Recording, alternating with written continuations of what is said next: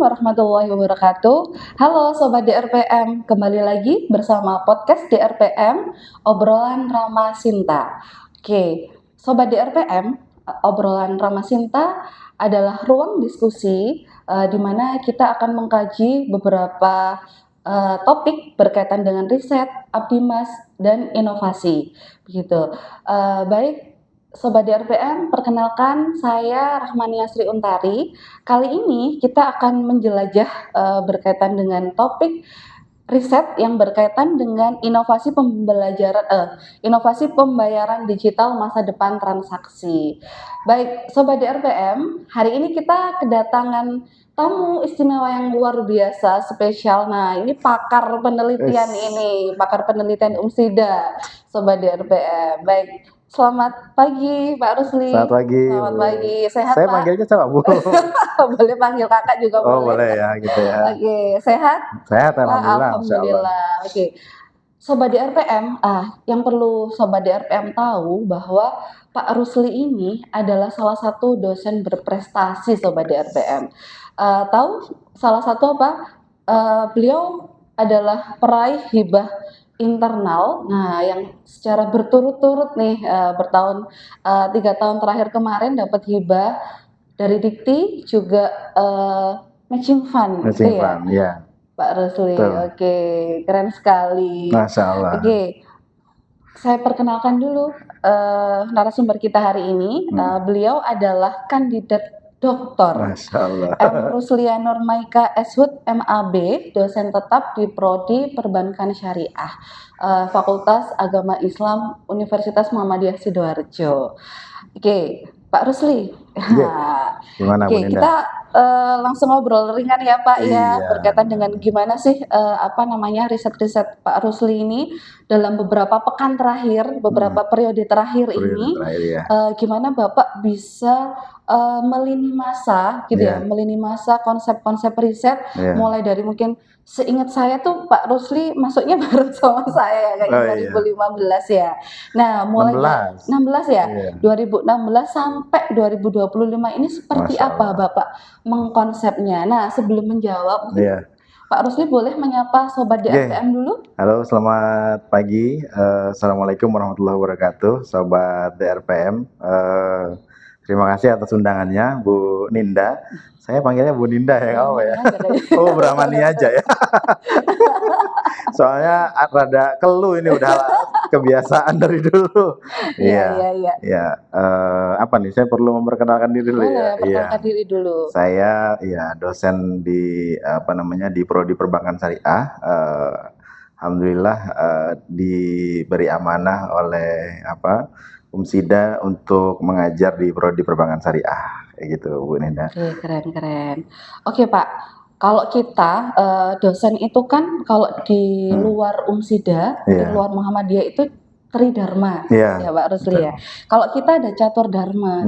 Nah, mungkin boleh diceritakan relate-nya, kemudian nanti korelasinya dengan mengajarnya Pak Rusli ke risetnya Pak Rusli seperti apa? Gitu. Iya, jadi kalau selama saya menjadi dosen sejak tahun 2016 memang gini Bu Dinda, saya sudah sejak dari awal memang merancang lini masa untuk riset dan pengabdian saya itu memang di yang namanya fokus pada transaksi banking ya.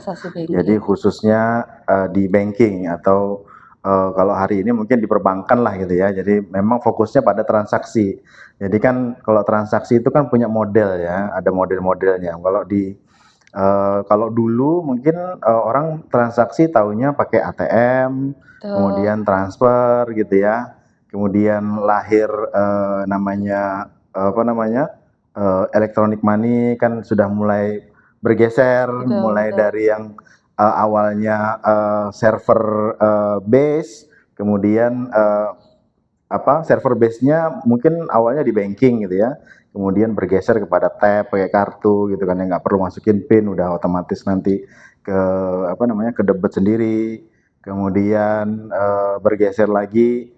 Hari ini mungkin ada yang namanya e-wallet ya, Betul. E-wallet dulu sebenarnya waktu tahun 2012 ketika saya menulis tesis, di apa namanya di SBM ITB itu saya memberikan apa namanya masukan ke Bank Muamalat itu saya coba untuk merancang sebuah model bisnis sebenarnya transaksinya menggunakan nomor HP Nomor HP, sebenarnya nomor HP oke, dan keren itu banget. Ini ya inovasi nih, iya sobat. tapi itu dulu ya Iya. dulu inovasi dulu dan ternyata eh, berjalannya waktu semenjak saya lulus itu ternyata si IMB Niaga dulu pernah tuh menggunakan apa namanya menggunakan nomor HP itu sebagai nomor rekening jadi bisa digunakan untuk Oh, gitu. transaksi tapi semua itu kan bergeser ya namanya inovasi terus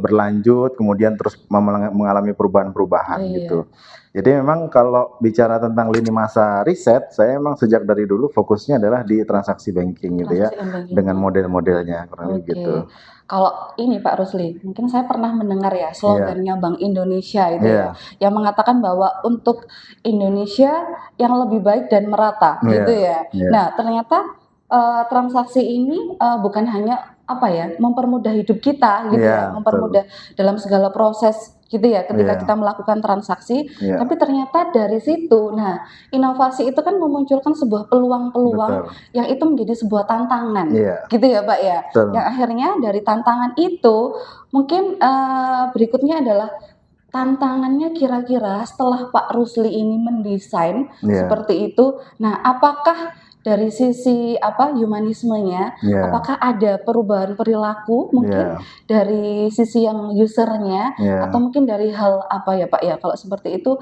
kalau sekarang kan kita diarahkan ke deep learning gitu betul ya. Nah bagaimana kita melakukan iya mindfulnya, kemudian bagaimana kita melakukan joyful learningnya. Nah iya ini ada nggak Pak ke arah sana gitu? ya memang kalau di apa namanya di dalam mendesain sebuah model transaksi kita nggak melulu fokus pada apa yang udah ada memang namanya model ya seperti orang mendesain baju kan ya gitu Iya, ya betul. tentu ada yang punya gaya sendiri ada yang punya gaya etnik mungkin ada yang punya gaya tunik atau gaya apalah Iya macam-macam iya. lah ya gitu ya. Macam-macam gaya Iya, ya, Pak, ya? nah begitu juga model transaksi gitu ya. Hari ini kalau kita cek model transaksi itu sangat banyak sekali gitu ya. Ada yang model transaksinya apa seperti yang sudah ada di banking ya, ada yang berbiaya, ada yang tidak berbiaya. Betul. Ada yang kita hari ini pernah temukan mungkin sobat DRPM sering pakai juga gitu ya, model transaksinya Flip gitu ya. Pasti banyak kan yang pakai ya Flip Iya, ya betul gitu ya. betul. Nah, itu kan model transaksi Flip juga beda gitu ya. Artinya Flip sebagai sebuah perusahaan membantu kepada orang-orang yang nggak mau kena biaya transaksi gitu Nah, ya. betul. Nah, itu model model transaksi Flip. Ada lagi mungkin model transaksi seperti yang kita temui pakai kartu gitu ya, pakai kartu ada yang Visa, Mastercard gitu ya. Itu juga modelnya beda sendiri lagi gitu dan berbiayanya juga beda sendiri lagi gitu ya. Ada lagi model transaksi misalnya seperti QRIS Ah, yang hari ini sedang ramai Kris. gitu ya, maka bahkan dibicarakan gitu ya sama Presiden Itu Amerika untuk gitu model ya. iya, Pak. Model transaksi QRIS itu dibicarakan loh sama Presiden Amerika dan itu hari ini kalau kita cek ya di apa namanya di eh, total transaksinya QRIS itu sangat besar sekali dan itu bahkan akan mengurangi transaksi kartu kredit atau kartu debitnya Visa Mastercard gitu ya Oh, sudah hampir menguasai market transaksi di Indonesia kalau QRIS itu dan lagi-lagi kayaknya semua kalangan itu ya, Pak, ya, ya sudah pakai betul itu. nah itu terkait itu kan kenapa kok eh QRIS ini bisa naik gitu ya karena dia punya punya apa namanya customer journey-nya atau perjalanan Mhm. customer itu ketika memakai itu lebih mudah gitu ya, lebih mudah hanya tinggal scan kemudian masukkan PIN kemudian selesai pembayaran Selesai, gitu ya benar. dan bagi merchant juga itu sudah langsung terlihat gitu ya, tercatat gitu ya. Apakah transaksi itu masuk atau tidak gitu ya. Betul. Nah, itu yang mungkin apa namanya perubahan-perubahan Akseptabilitasnya ya, iya betul. fleksibilitasnya tinggi ya, Iya, Pak, ya? fleksibel tinggi, Oke. kemudian juga mudah juga dan hari ini kalau dibandingkan apa namanya channel-channel untuk pembayaran kris itu jauh lebih banyak daripada channel pembayaran pakai kartu kan Pakai gitu kartu, ya. betul. Iya, bahkan sekarang UMKM kalau mau beli apa namanya air mineral aja kita udah bisa bayar pakai QRIS kan Kadang gitu kita ya. lupa bawa dompet ya Iya kan, betul. yang isinya cash, kemudian oh iya Iya, kita handphone kan pasti jarang banget ketinggalan ya. betul. Nah ini adalah senjatanya Betul. kalau kita nggak bawa Kalau dompet. ditanya saya sekarang di dompet nggak ada uangnya gitu ya. Tapi Tapi harus bawa HP terus. di nomor rekeningnya kayaknya nah itu berapa digit itu kita nggak tahu ini. Oke, Pak Iya, Rusli keren sekali. Ini inovatif banget ya Pak ya. iya betul. Nah berkaitan dengan itu juga Pak Rusli. Hmm, Nah ini kan pasti ya menjadi sebuah apa namanya keamanan. Nah hmm, itu kan mungkin setiap user ada apa istilahnya kekhawatiran ya, seperti itu. Nah gimana apa namanya dalam transaksi pembayaran digital ini gitu iya, ya, itu bisa apa ya, meyakinkan para iya, user bahwa memang itu aman iya gitu. betul. Gimana Jadi itu, Pak? kalau kita lihat ya, kalau dari sisi pengguna itu kalau di setiap apakah dia perbankan atau hari ini mungkin ada fintech ya, fintech yang untuk yang pembayaran itu juga mereka biasanya punya dua sistem apa namanya autentifikasi gitu ya. Pertama mereka tentu akan login ya, harus login dulu gitu Betul. ya. Nggak mungkin ketika kita membayar kita nggak login gitu kan ya. Kalau kita membayar nggak login nanti ya itu tadi kuncinya nanti tiba-tiba langsung terdebat kan salah. Kemudian di setiap pembayaran tentu ada bentuknya verifikasi. Jangan sampai ketika tulisan di QRIS-nya yang apa yang mau kita bayar tulisannya misalnya sedekah gitu ya. Ketika kita scan kemudian muncul di HP kita ternyata bukan sedekah kan gitu kan. Itu kan salah satu bentuk verifikasi ya. Oke. Kemudian juga untuk nominal juga perlu kita verifikasi. Karena begini kadang-kadang ada QRIS yang pembayarannya itu merchant yang input gitu ya. Ketika merchant yang input kita juga nggak perlu input nominalnya. Ketika nominalnya nggak diinput, kalau kita tidak tidak perhatian, langsung kita Nah, itu. masukkan PIN gitu kan Betul. ya, otomatis langsung terbayar Nah, kan gitu apalagi ya. digitnya ternyata ada Iya, satu digit di ada satu belakang yang digit di tidak belakang teliti ditambahkan, kita baca betul. gitu ya, Pak Nah ya. itu yang dari sisi pengguna juga mesti punya awareness juga kan gitu ya. Artinya sudah Betul. secara Nah, itu literasi, Sobat DRM betul, awareness-nya harus betul, ini tinggi ya, Pak ya. betul sekali. Oke, siap Pak Rusli. Nah, ini kayaknya teman-teman Sobat DRPM sudah ada bayangan nih ketika Hmm, mereka melakukan sebuah transaksi, hmm, nantinya mereka harus seperti apa aware untuk dirinya gitu ya, Pak betul, ya. betul, Oke, karena kita nggak asal transfer, kita nggak asal masukkan apa betul. namanya akun dan lain Betul. sebagainya. Terus ini juga sepertinya ketika kita memasukkan login, Login ya. nah mungkin kita perlu nggak sih melihat sekitar kita ada Oh orang iya, atau enggak, betul. gitu ya Pak ya. Betul, itu Itu juga perlu itu, keamanan juga keamanan, itu Pak betul, ya. betul. Makanya Oke, sekarang kan mungkin kalau login kan ada yang pakai biometrik gitu ya. Itu juga lebih apa namanya, lebih memudahkan kita lah gitu. betul. Cuma saya sekarang mungkin buat saya kalau biometrik kayaknya menyusahkan gitu ya. Menyusahkan itu kayaknya saya lebih prefer kalau saya pribadi ya, lebih prefer menggunakan PIN gitu ya. Karena kalau Oke, PIN kan memang langsung kita input, kalau ada kesalahan kita bisa bisa ganti ya. betul. Kalau biometrik kan kadang-kadang HP-nya mungkin kalau nggak bisa membaca yang apa namanya yang rigid gitu Rigid, ya. betul. Kadang-kadang nggak bisa login. Tapi Nah, ya itu kan pilihan ya teman-teman betul. ya. Gitu. Semakin rumit, nah ingatannya berarti Iya, artinya betul. nanti ketika mendesain Betul. aplikasi digital tadi ya, Pak Mhm, Rusli, berarti butuh yang namanya UI UX-nya itu betul, harus mumpuni, harus kemudian mumpuni, juga dari sisi well-being-nya itu betul, kita kan kadang ketika menggunakan aplikasi itu mungkin ada rasa sisi, aduh pas lagi oh marah atau ya, pas lagi posisinya memang well-being-nya kurang bagus. betul, Nah, mungkin diimbangi dengan UI UX-nya tadi gitu betul, ya Pak betul, Rusli betul. ya. Memang proses proses di setiap apa namanya aplikasi kan punya UI UX yang beda-beda gitu ya. Beda-beda, Ada yang betul. mudah, ada yang ketika kalau kalau apa sobat DRPM cek mungkin ada yang pakai Beyond-nya BSI, Oh ada yang iya, betul pakai betul. My BCA, mungkin ada yang pakai BNI. misalnya BNI Wonder ya. Oh, ini Pakai Wonder. Wonder. Kalau Wonder itu sekarang malah ini kalau menurut saya jauh lebih apa ya, jauh lebih mudah memang, jauh lebih mudah tapi mungkin, harus hati-hati. Hati-hati. Karena ketika di awal menu itu kita tinggal pencet untuk, pembayaran QRIS, dia tidak perlu login, hanya perlu masukkan PIN saja gitu. Beda dengan yang lain kan tetap harus login. Nah itu Dan mungkin, muncul saldonya. dan muncul saldonya, betul. Kelihatan saldonya berapa. Betul. Nah itu, perlu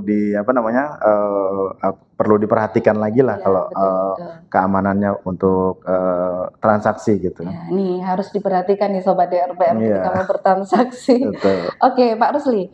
Nah, berikutnya Pak, mungkin, kami, mungkin juga teman-teman Sobat DRPM ya pernah mendengar gitu ya, berkaitan dengan istilah pembayaran untuk meningkatkan inklusi keuangan. Inklusi keuangan, Ya. Nah, mungkin sejauh mana sih klaim tentang inklusi keuangan ini, secara konsep mungkin bisa masuk ke dalam riset itu, kemudian itu bisa menjangkau masyarakat, mungkin Betul. juga di tingkat bukan hanya yang saat ini, Betul. yang di di daerah terpencil itu juga bisa menjangkau, Iya. gitu. Gimana itu, Pak? Kalau hari ini mungkin, kalau menurut saya, inklusi keuangan itu terutama untuk, kegiatan transaksi yang berhubungan dengan, banking ataupun fintech ya, hari ini itu sudah sangat baik ya, model inklusinya gitu. Karena memang sudah bisa mencapai ke area mana saja, tapi tentu dengan syarat, sinyal ada, kemudian juga harus mendukung. iya, kedua gadgetnya juga ada kan gitu ya. Karena hari ini kan orang mau bikin rekening gampang. Kemudian kalaupun, bikin, e-wallet juga sangat mudah sekali kan, cukup nomor HP saja kan gitu ya. Yang penting verifikasinya, bisa ditunaikan gitu ya. Nah, yang berikutnya adalah ngisi saldonya mungkin. Nah, ini problemnya itu adalah ngisi saldonya, karena mungkin, di tempat orang yang terpencil ya, tentu mereka kebanyakan pasti ada uang cash kan gitu ya. Kalau mereka mau coba menggunakan transaksi yang digital, tentu uang cash ini harus digitalkan. Nah, Betul. gitu. Nah, itu Bu Ninda yang tahun 2025 ini rencana kita, coba merancang sebuah mesin gitu ya, sebuah mesin gimana caranya, meningkatkan inklusi keuangan ini bisa, memberikan kontribusi atau berdampak pada, transaksi di daerah terpencil. Artinya ini enggak, Pak, yang ada hubungannya sama DPPM yang 25 iya, ini betul, enggak? 2025 Keren ini. Beliau ini juga pernah hibah lagi Sobat DRPM tahun ini, keren. Dan beliau satu-satunya dosen UMSIDA yang lolos di prototype. Masya Allah. Keren. Keren banget. Iya, Ini berarti bentuknya dalam bentuk produk mesin tadi ya? Iya, dalam produk mesin. Jadi nanti gimana caranya orang kan mungkin di daerah terpencil, mungkin punya rekening e-wallet gitu ya, mau transaksi digital, tapi uangnya masih cash nih. Masih cash. Ya, gitu. Iya, betul. Nah, kalau ada mesinnya nanti bisa dimasukkan ke dalam mesin itu, kemudian nanti bisa terkonversi menjadi uang digital, artinya uangnya dalam bentuk, di rekening bank atau dalam bentuk, e-money, bukan kripto ya Bu Ninda ya. Iya. Kalau kripto nih nanti aja bahasnya ya. Panjang ini. Wah, keren banget. Berarti memang benar ya, inovasi itu muncul dari sebuah tantangan, dari sebuah masalah. Nah, itu menjadi tantangan periset yang untuk mewujudkan gimana sih biar bisa menjadi solusi gitu ya buat masyarakat. Nah, terutama untuk mendigitalisasikan uang cash tadi. Wah, ini saya juga penasaran ini. Nanti boleh uji cobanya nanti gimana itu, Pak? Uji cobanya nanti rencananya kalau di Jawa Timur insya Allah kita coba. Ini area mana, Pak, kemarin? Areanya Jawa Timur. Jawa Timur. Ada 7 kabupaten, nanti rencana kita mau uji coba di 7 kabupaten di Jawa Timur. Ya nanti masih fokus kepada penggalangan dana yang dilakukan di daerah-daerah terpencil itu Bu Ninda nanti. Terpencilnya di kota mana itu? Kotanya mungkin nanti yang paling jauh itu di Jember kita ada, kemudian Jember masih kota loh Pak. Tapi kan maksudnya wilayahnya. Kemudian ada di Kediri, kemudian Jombang, di Malang juga ada, kemudian kalau yang di daerah yang perkotaan ya Malang tadi sama Sidoarjo, Gresik yang itu ya. Gitu. Wah, keren banget ini. Saya juga nggak sabar nih nunggu. Iya, nanti kita podcast kedua kalinya ya. Lagi berikutnya kita hadirkan ya. Nah, itu Pak bentuk produknya ya. Kalau saat ini belum ya, belum saat ada. Ini belum. Masih di-create ya. Masih di-create ya. Siap. Nah, ini saya rasa apa ya yang disampaikan sama Pak Rusli ini cukup menggairahkan gitu ya, menggairahkan dalam arti apa namanya, menghidupkan ide-ide. Nah, Betul. ide-ide khususnya mungkin dari bidangnya Pak Rusli gitu ya, di Iya, bidang keilmuan untuk transaksi digital juga pembayaran. Nah, mungkin nanti biar ada, oh iya ternyata ide-ide seperti itu muncul ketika problem solve itu muncul dan ada di betul, daerah apa sekitar kita gitu ya Pak ya. betul, betul. Nah, mungkin terakhir Pak Iya. Rusli. Jangan terakhir Nah, dong. jangan terakhir ya, kayaknya kurang lama ini Kurang ya. lama nih, Cek. Oke. Nah, mungkin Pak Rusli bisa menyampaikan apa sih pesan gitu Mhm, ya, atau mungkin tips dan trik Pak Rusli betul. untuk nah, bisa apa, menggairahkan dan meningkatkan ini, apa namanya, teman-teman untuk bisa meriset gitu Riset ya, ya, betul. agar kita bisa memunculkan riset dan inovasi yang berdampak Iya, tadi betul. gitu. Begini Bu Dinda, kalau yang pertama mungkin, tentu kita sebagai seorang periset atau sebagai seorang akademisi ya, tentu yang pertama adalah literasi Bu Dinda ya. Literasi, oke. Literasi itu hanya bisa kita peroleh dengan cara membaca gitu ya, dengan cara membaca. Kalau membaca kan hari Membaca ini ya? iya, membaca betul, baca Iya, yang baca baca berhubungan, baca. dengan, apa yang akan, kalian riset ya, kalian punya roadmap, mungkin kalau dosen kan punya lini masa untuk penelitian selama 5 tahun ke depan gitu Betul. ya. Kemudian kalian juga bisa cek 5 tahun ke belakang itu seperti apa penelitian kalian. Kemudian yang pertama itu tadi harus baca ya, baca sebanyak-banyaknya ya. Cara membaca juga macam-macam ya. Iya, Ada orang betul. yang mungkin baca perlu setiap halaman dibaca kan gitu ya. Ada yang mungkin yang punya teknik membaca secara cepat Iya. juga ada. Atau yang sekarang sedang ramai gitu ya, yang suruh baca AI ya, Iya, betul. gitu. Nanti kalian bisa ketemu tuh kan resumenya kan gitu ya. Iya. Nah, dari resume itu nanti kalian bisa temukan tuh ide-ide yang mungkin nanti bisa dikembangkan apa dalam lini masa riset kalian. Iya. Nah, yang berikutnya tentu ya kalau ada hibah-hibah ya kita harus benar-benar memahami panduan ya Bunda Nah, ya. Ya betul. kalau panduannya nih nggak dipahami nanti insya Allah kurang maksimal Iya, gitu ya secara nanti ketika administrasi secara template. administrasi gitu ya. Itu sih sebenarnya kuncinya kalau menurut saya itu ya, Iya, harus banyak-banyak baca baca. bagaimanapun juga kita sebagai seorang dosen, sebagai seorang periset gitu ya, tentu yang paling tinggi itu adalah harus banyak baca gitu ya, Baca, harus literasi. punya banyak referensi, harus harus punya literasi yang sangat luas gitu ya, jangan sampai apa namanya literasi kita misalnya saya cuma bicara tentang transaksi di banking ya saya cuma ngelihat ya yang ada di banking aja Itu gitu ya. aja, betul. Padahal ternyata di luaran sana banyak model-model transaksi meskipun masih secara manual sering dilakukan oleh apa namanya masyarakat gitu ya. Betul betul. Gitu. Kira-kira begitu, Iya, Melinda. kira-kira begitu. Hmm. Kalau saya bilang itu gini Pak Rusli mungkin, Hmm. ketika kita meriset, kita harus melepas kacamata kuda itu nggak sih? Nah, betul Betul ya? sekali, betul Nah, iya. sekali, Jadi betul. ketika kita melepas kacamata kuda itu, artinya Ya, kita bisa melihat, nah lebih sekitar ini luas apa ya. aja betul, nggak Betul, hanya depan aja yang dilihat gitu ya Pak betul, ya. betul. Biar bisa menjangkau beberapa aspek yang memang bisa kita create dan kita Hmm. masukkan ke Iya, dalam in case penelitian kita gitu ya Pak betul. Rusli. Jangan Terus lupa yang terakhir itu ya, sebenarnya ada yang apa itu Pak? apa? Sebenarnya ini ada singkatan yang udah lama sekali gitu ya. Itu ada namanya ATM ya. ATM? Amati, tiru dan Oh modifikasi gitu iya. ya. Nah, itu juga mungkin apa namanya salah satu cara untuk apa namanya kita bisa menciptakan satu produk, kemudian meng-create-nya atau sebelumnya kita akan melakukan riset terhadap sebuah produk gitu. Yes, Kira-kira betul begitu. betul. Kalau saya terjemahkan lagi, mungkin Hmm. kalau bahasa pendidikan ya, Nah, pembelajaran itu adalah taksonomi Bloom. wah, Gitu ya. Mungkin dari C1 sampai C6 yang iya, tadi amati, betul. tiru, Modifikasi, modifikasi. Yang betul. mulai dari mengingat sampai dengan memodifikasi dan meng-create aplikasi. Betul. Nah, itu yang dilakukan oleh Pak Rusli dan Iya. tim. Gitu ya. Keren sekali. Kalau mahasiswa, ini ada nggak Pak yang mungkin dilibatkan juga? Kalau mahasiswa, saya memang sejak tahun 2017 itu seneng Selalu membentuk, melibatkan ya ya Pak selalu ya? melibatkan mahasiswa dalam sebuah tim dan terus terang Nah ya. ini mahasiswanya Pak Rusli ini kayaknya bergegas. Dan memang namanya mahasiswa ya sering saya libatkan, kemudian lebih banyak saya suruh kerja ya karena memang biar mereka juga lebih paham gitu ya. kalau saya yang lebih banyak kerja nanti mereka cuma ngelihat aja kan gitu Iya, ya. betul. Tapi bukan berarti mengeksploitasi mahasiswa loh ya.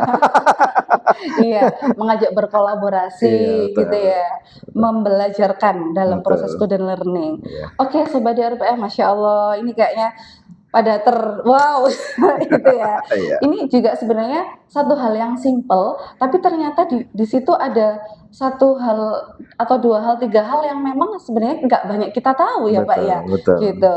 Kalau juga mungkin ada yang mengatakan bahwa apa ya, tren digitalisasi itu ternyata bisa mempengaruhi pundi-pundi perekonomian. Ah, Ya itu betul. juga ya Pak ya. Betul, Jadi betul. Sangat betul. sangat intim sekali dengan hal itu gitu ya, Betul. transaksi pembayaran dengan perekonomian utamanya di Indonesia. Betul. Gitu ya Pak ya? Betul sekali. Betul sekali. Iya. Oke, Sobat DRPM, alhamdulillah kita sudah ada di ujung. Nah, semoga apa yang kita dapatkan hari ini bisa menginspirasi Sobat DRPM semua di luar sana, juga mahasiswa, juga dosen-dosen, mungkin yang juga di luar UMSIDA juga gitu ya Pak Rusli ya. Mungkin satu sebelum saya tutup. Wah, apalagi nih? Ada nggak mungkin yang mau disampaikan atau mau mengajak kolaborasi dari dosen-dosen di luar UMSIDA? Karena kita kan, ini kita sambil mempromosikan ya Pak Rusli ya. Jadi di UMSIDA ini ada riset kerjasama dalam negeri dan kerjasama luar negeri. Nah, siapa tahu setelah kita podcast ini banyak yang tertarik sama risetnya Pak Rusli, sehingga bisa kita hire untuk bisa dimasukkan jadi timnya Pak Rusli. Iya, mungkin saya spill aja ya Bu Ninda ya, biar mengundang. Saya sebenarnya tahun kemarin itu sudah sedang mengajukan paten untuk namanya mesin penukaran uang ya, penukaran uang tapi bukan. Ini beda sama yang tadi ya Pak ya? Beda ya? Kalau yang tadi memang uangnya khusus uang rupiah. Kalau yang tahun kemarin itu mesinnya itu yang diajukan paten adalah mesin untuk penukaran uang dari luar negeri ya. Yang sudah kita uji coba itu adalah ringgit Malaysia. Oh iya. Kemudian yang waktu itu kita Malaysia itu Pak. Betul. Kemudian sama tim sedang kita coba untuk penukaran uang dolar juga gitu ya. Nah, mesin ini memang mesin ini sebetulnya sudah ada gitu, tapi sangat mahal sekali gitu ya. Kalau Sobat DRPM cek nanti mesin itu kalau di Indonesia harganya kurang lebih 500 sampai 600 juta gitu ya. Nah, itu kan peluang ya untuk kita menciptakan sebenarnya kan satu mesin yang sederhana yang memang bisa digunakan untuk industri, artinya berdampak untuk industri yang nanti bisa digunakan juga mungkin ya, nggak cuma di industri keuangan, tapi mungkin juga industri pariwisata ya gitu ya. Pariwisata mungkin di Bali misalnya gitu kan, orang bule nggak perlulah datang ke money changer untuk tukar uang gitu ya, cukup di di hotel aja misalnya gitu, atau di penginapan aja kan gitu kan juga sangat memungkinkan ya, sangat membantu untuk kan para turis-turis asing kan ya untuk ini. Nah, itu saya coba men-challenge Sobat DRPM nanti ya. Harus ditarik magnetnya ini ya, Kutub Utara Selatan. Iya, nanti silahkan hubungi Bu Ninda ya.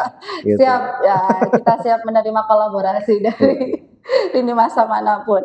Oke, baik Sobat DRPM. Nah, tiba di penghujung acara. Oke, saya ucapkan terima kasih banyak Pak Rusli sudah menjadi narasumber hari ini, sudah menjadi inspirator buat kami gitu ya, sehingga kami bisa mungkin punya ide-ide yang lebih luas gitu ya dalam meriset, mengabdimas ya, melakukan abdimas, juga melakukan inovasi yang berdampak gitu ya, berdampak juga untuk pemerintah, berdampak untuk perusahaan, juga berdampak untuk semuanya gitu, dan juga tentunya untuk kemajuan bangsa Indonesia gitu ya.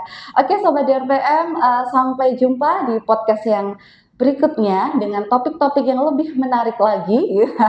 Nah, kita nantikan topik-topik yang lebih menarik lagi, Sobat. Tetap dan hanya di podcast DRPM, obrolan Rama dan Sinta. Salam riset, salam inovasi. Wassalamualaikum warahmatullahi wabarakatuh. Waalaikumsalam warahmatullahi wabarakatuh. UMSIDA, dari sini pencerahan bersemi.